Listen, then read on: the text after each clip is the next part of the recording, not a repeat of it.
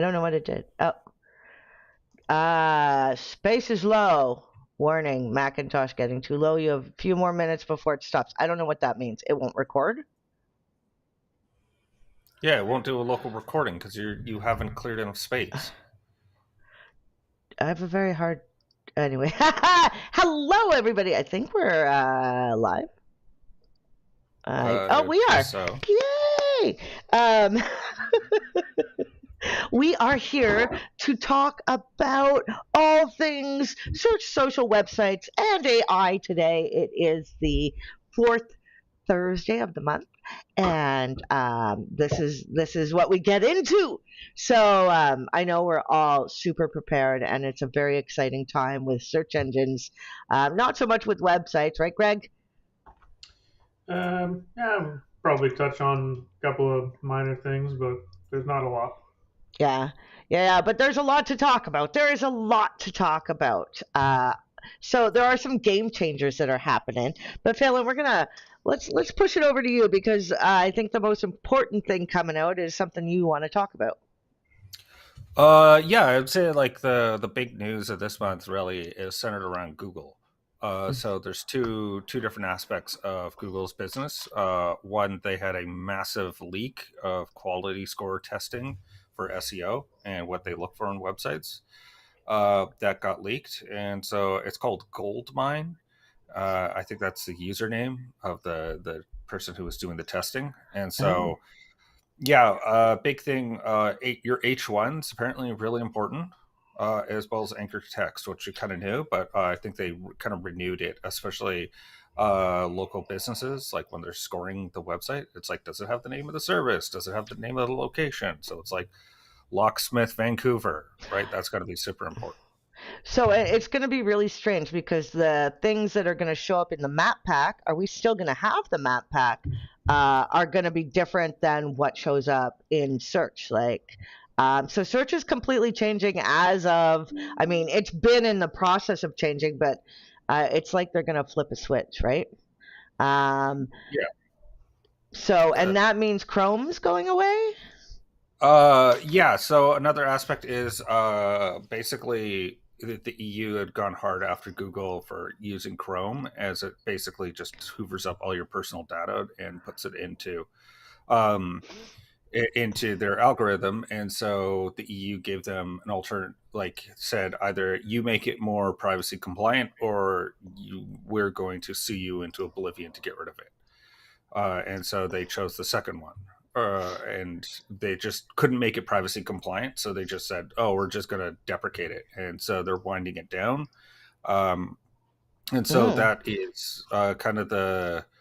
It's also a little bit of also the anti-monopoly stuff as well, just because Google was paying Apple $2 billion a year to host Chrome as a default browser. I thought Safari was the default browser in Chrome or in Apple. Yeah, there is a deal somewhere. I forget. I think it's like on iPhones that they did a deal where they would have it automatically installed. And so it's Mm. just it's the same kind of stuff they do with Mozilla, where basically Mozilla only exists because Google has them as a tax write off. And so that's Yeah. why Firefox exists at all, is that they are just like a way that Google can say, "Hey, look, there's competition. It's not just us as the number one," and so they can kind of get away with it. But at its core, Firefox and Chrome are almost identical. So so I know, like, I've seen some examples of how the search is going to work with like a chat GBT will actually come up on the side, like kind of like Gemini does in your workspace if you have it, like in your docs.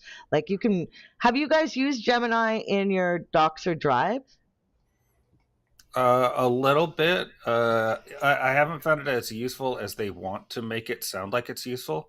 Mm, I find that, yeah, the Gemini. I don't need things to auto summarize most documents. Like I can do that well yeah. enough on my own, and that's kind of like their big kind of claim to fame, is digest a bunch of info. Um, it's still, I'd also be kind of concerned about like privacy of like Gemini consumes a bunch of private docs. Is that because if you pay for workspace, you're supposed to be encrypted on your end as well. So Hmm. Google made that a big deal that like they encrypted it. So if there's Gemini, it's just kind of rooting through. How does it deal with that? So there's a bunch of kind of privacy concerns I have with it. So Yeah. I Um, haven't been using it in that way. I've searched to find a contract, which was really helpful. But I'm sure it was filed properly. I just wanted a faster way to get it.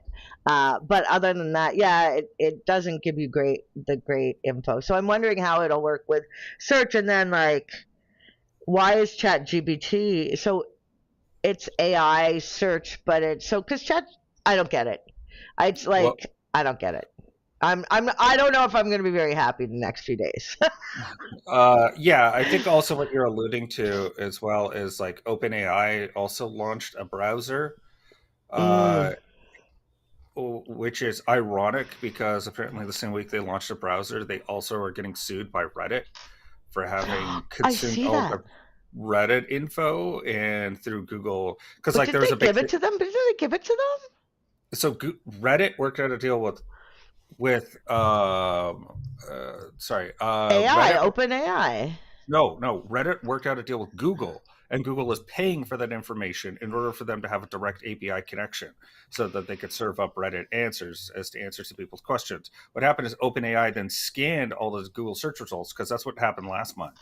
Is that it turned out that they did was just scrape Google and Google's whatever they have as the top response, and then they just give you that as an answer.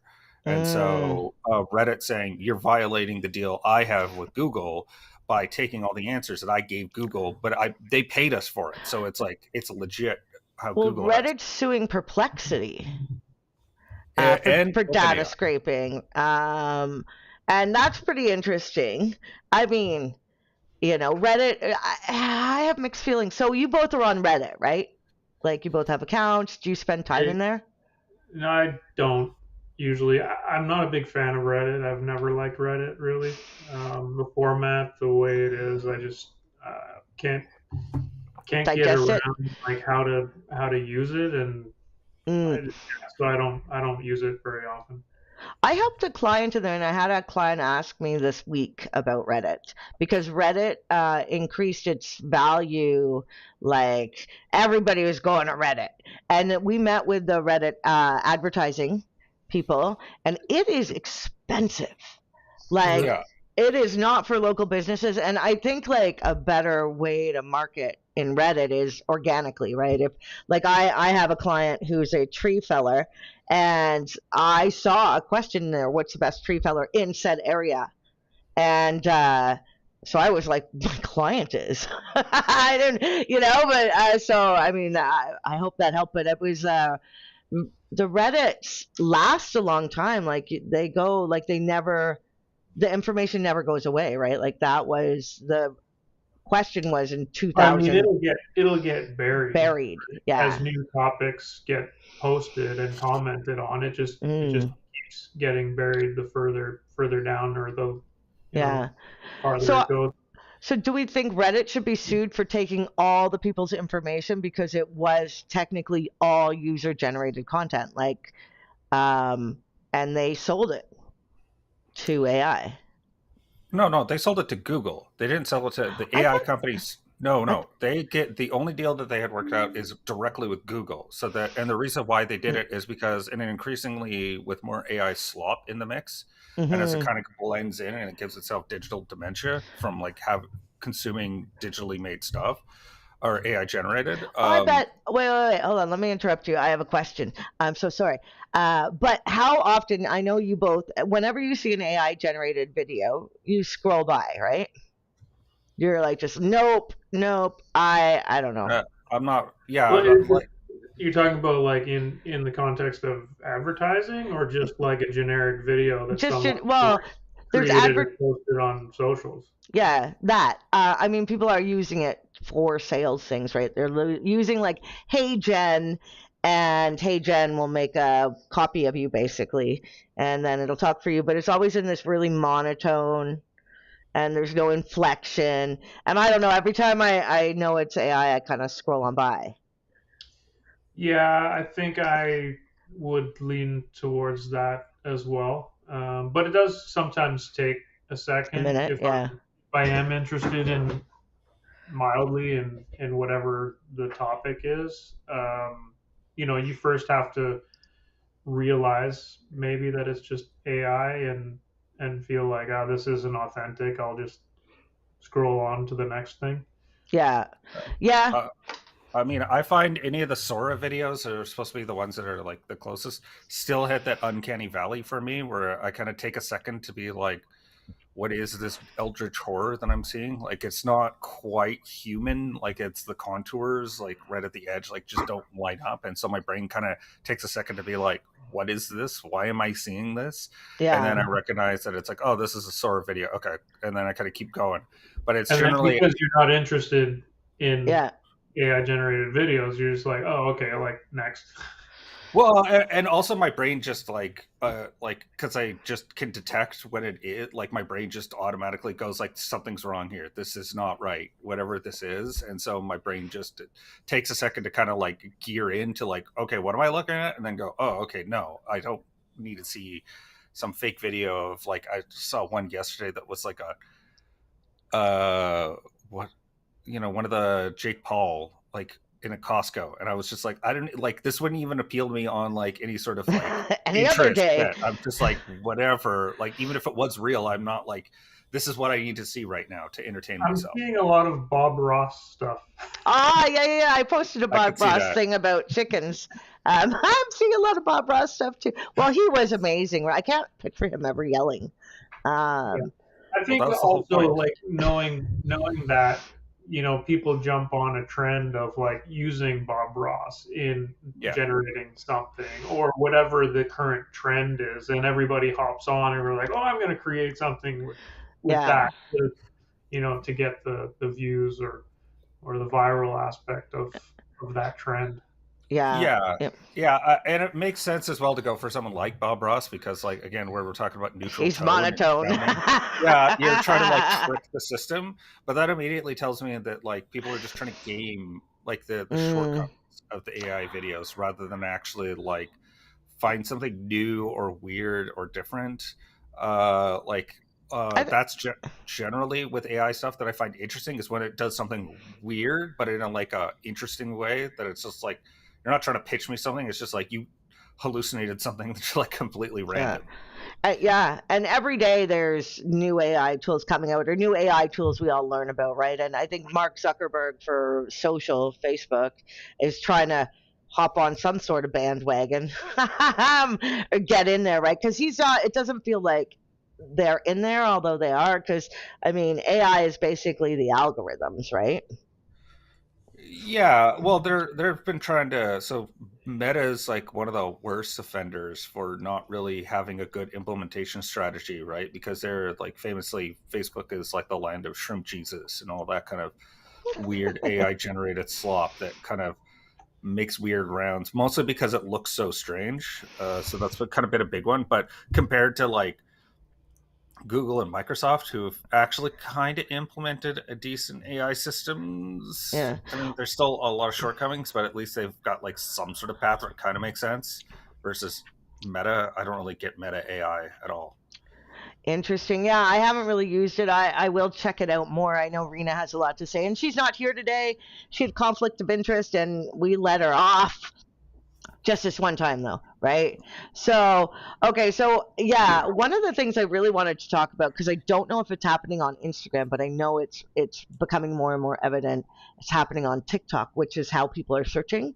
TikTok is actually a search engine, right? So we're taking a stance of omni-channel optimization. Like, you do need to be on more than one channel online, right? So you have your website and then your socials, and hopefully you're active on at least 1 to 2 to 3 of those somehow.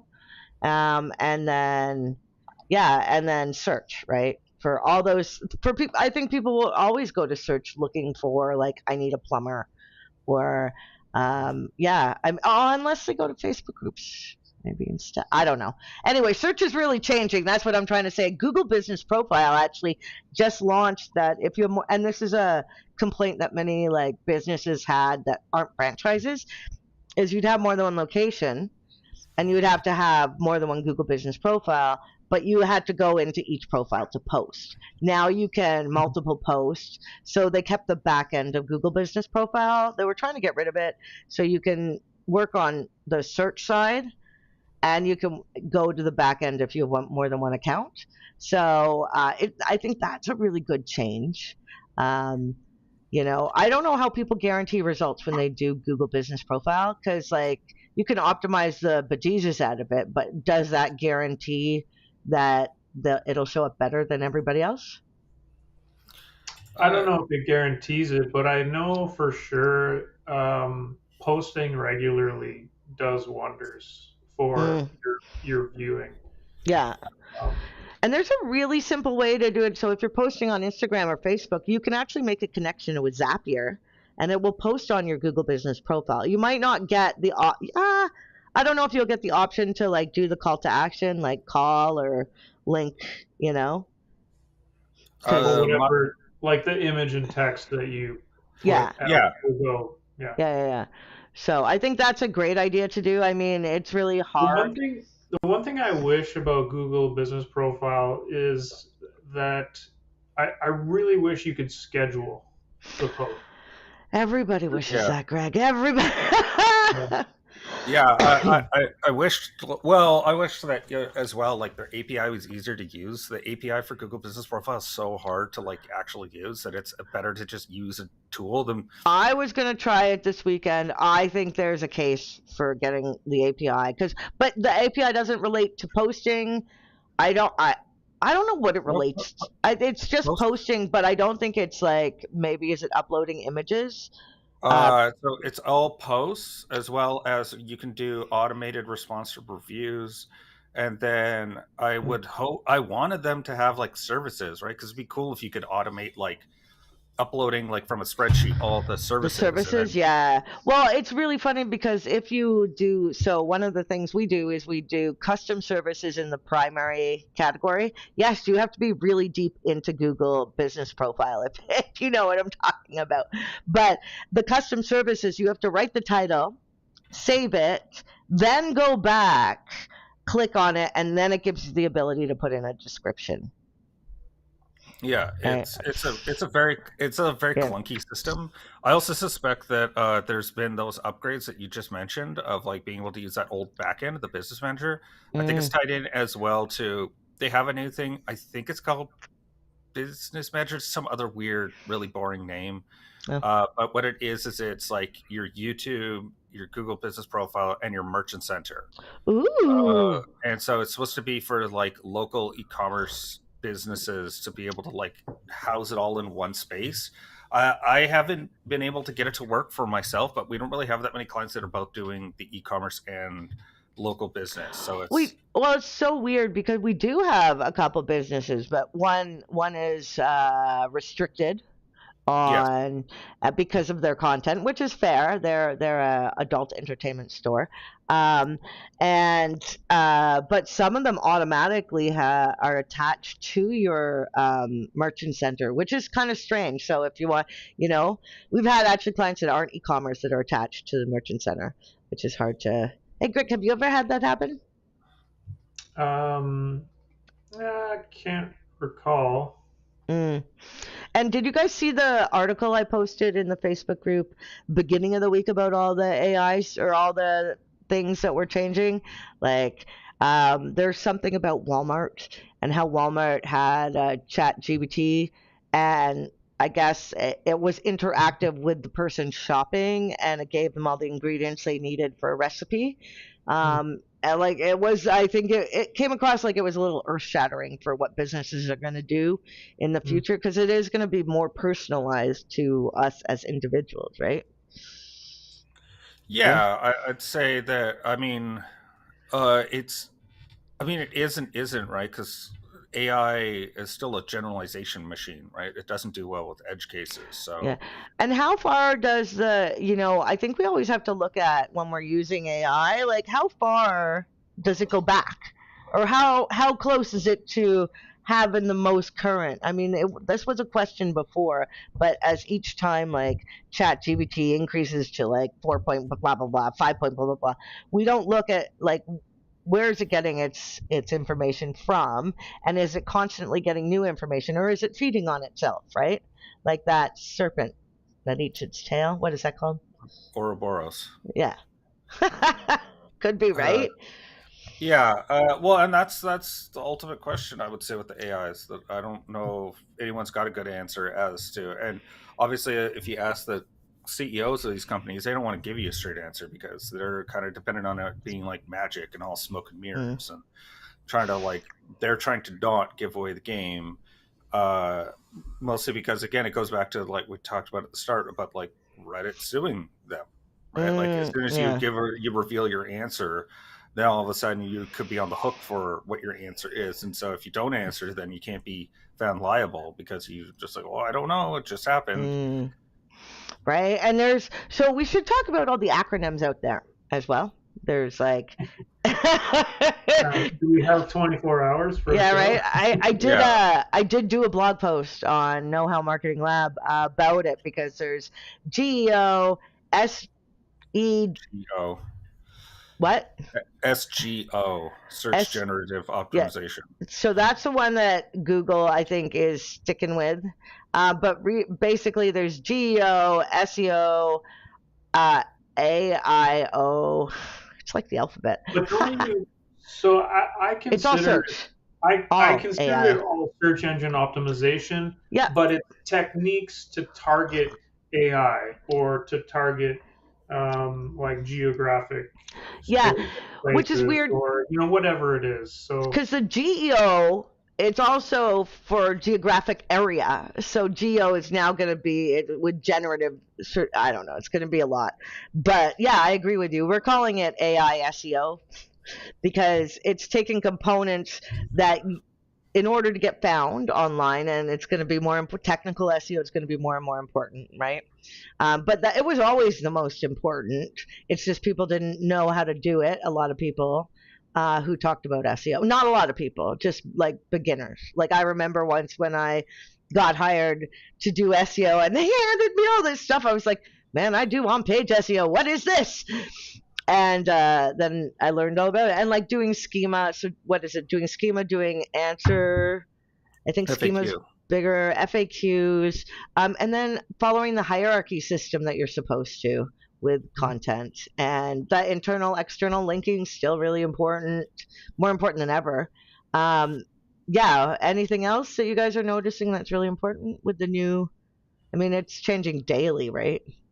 Well, I mean, I'm not aware of, but I'm assuming there's probably a small part of I'm having a brain fart. The having your website in such a way that's inclusive to hearing impaired or visually Mm-hmm. impaired or what's that? What's the word I'm thinking of? accessibility. Yeah. Accessibility. Yeah. I think there's still like a big push for making sure sites are accessible, and I don't know the facts, but I'm assuming there's probably a little bit of weight in that also in your search results or how well your site might perform. So Yeah. doing a lot of that is probably worthwhile. Yeah. I think. I mean. There's so many. So I mean, just for search engine optimization to show up at the top of Google now.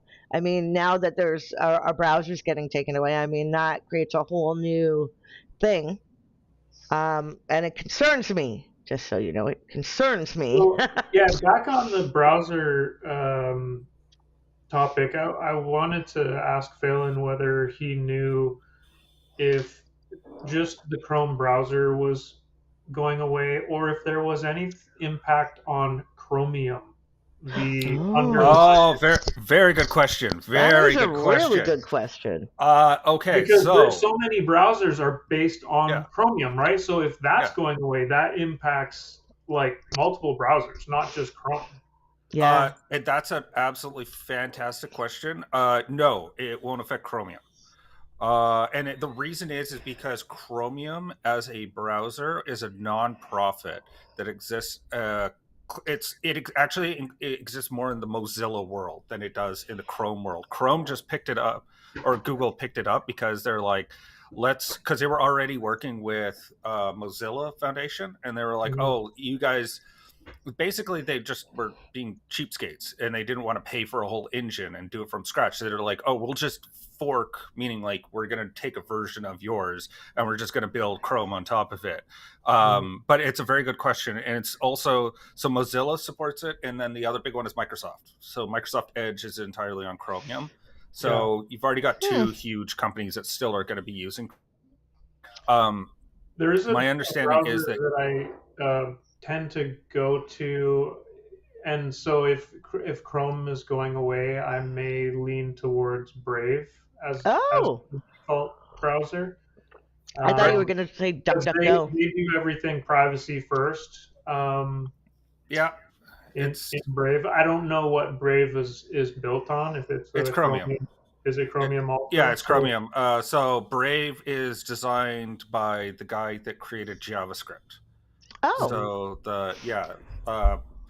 because apparently, yeah, he just like designed this whole library on like a weekend or something, like something crazy. It was like 10 days it took him to create JavaScript. But yeah, he's apparently a pretty decent coder. I, I'm apparently. I'm gonna probably lean on Firefox if I'm going to another browser, because like that was always my backup if Chrome decided to do something weird like shut down. Mhm. Um, Interesting. I've never been a huge fan of Firefox for some No, reason. me neither. I Clunky don't as. know. I don't know why. I feel like Firefox maybe at a certain point got a little bit bloated, and that's I think why I leaned away from it and Mm. haven't sort of gone back.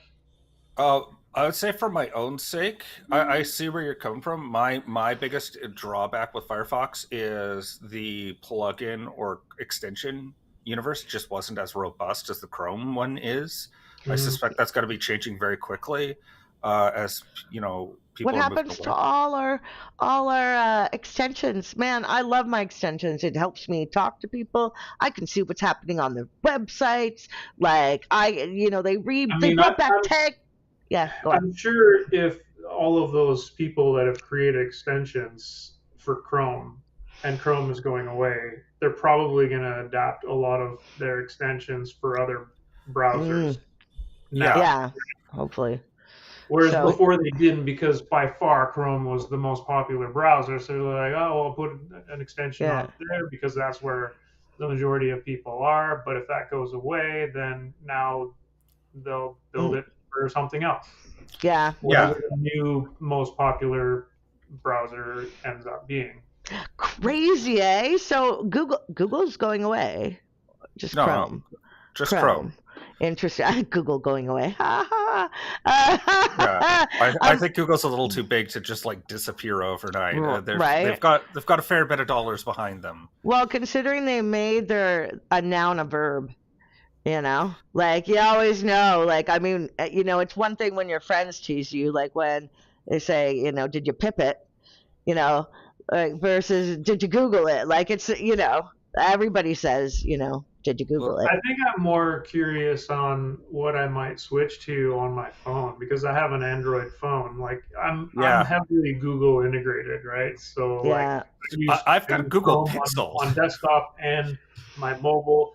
I do love having the sync turned on to have all of my bookmarks across both, Of course you do. whether I'm on my phone or a tablet or the desktop. I really love Yeah, that. So I'm curious I on like my that. phone what I'll end up going to because I've never used any other browser on my phone Well, other don't than you use the default. Discovery? Don't they have Discovery on your phone? The What? Discovery is part of the search engine. It's not part of the browser. I've Uh, never heard of Discovery. Discovery Uh, is Oh, like, Discovery, like when you swipe right, you yeah, have yeah, that.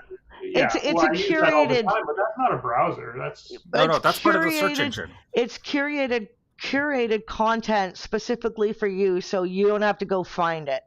yeah, and Yeah, the one thing that always bugged me about the Android ecosystem is that when you look through that, or even when you just do a search on your phone, like a web search, it'll open up results, but it's not opening up in the Chrome browser on your phone. It's something else, and then you can click the three dots and say like open in Chrome, and Mm. it'll Yeah, open Chrome with that. So it's some default like only app on the phone itself, not it, specifically Chrome. it's called Android Web View. Mm. So what it is it taps in with the web view, and it does like a temporary little browser inside of another browser. It's Android apps have access to it. That's why it opens them up that way. That Yeah. sounds like a lot to learn. And guess what? We're out of time. So although we Yeah, didn't get to everything, because there's a lot of video stuff happening too. We got the AI tools, but this was a great chat. And I guess the biggest news is, ho ho, Chrome's going away. We did browser not wars are back. Browser Wars. Woohoo! That's really funny. We did not introduce ourselves, so we'll introduce ourselves on the way out. If you don't know us, I'm Pip, Seymour Digital Media, and beside me is, Phelan, also from Seymour Digital Media. and And then Greg from Original 72 Creative. we get together monthly specifically to talk about all the AI and SEO and Google Ads and all the trends with marketing. And you can find us in the Facebook group where we do chat ups during the week, Business Marketing Mixer. And we will see you next time. Do we know next week? I know it's going to be amazing. Greg, do you know the topic? Who knows the topic? I shouldn't have asked. Yeah, you should not have. I should not have, but we will be having the events coming check back up. AI agents. Oh, that's so cool. One last thing, just for like a sport of good fun. I got told about Pickaxe yesterday. So, Pickaxe AI, is that what it's called, Phelan? Yeah. So, pickaxe.co. and it's a no-code solution to developing SaaS products, from what it sounds like. So go check it out and tell me what you learned, and we will see you next time. Bye. Bye, everyone. Bye.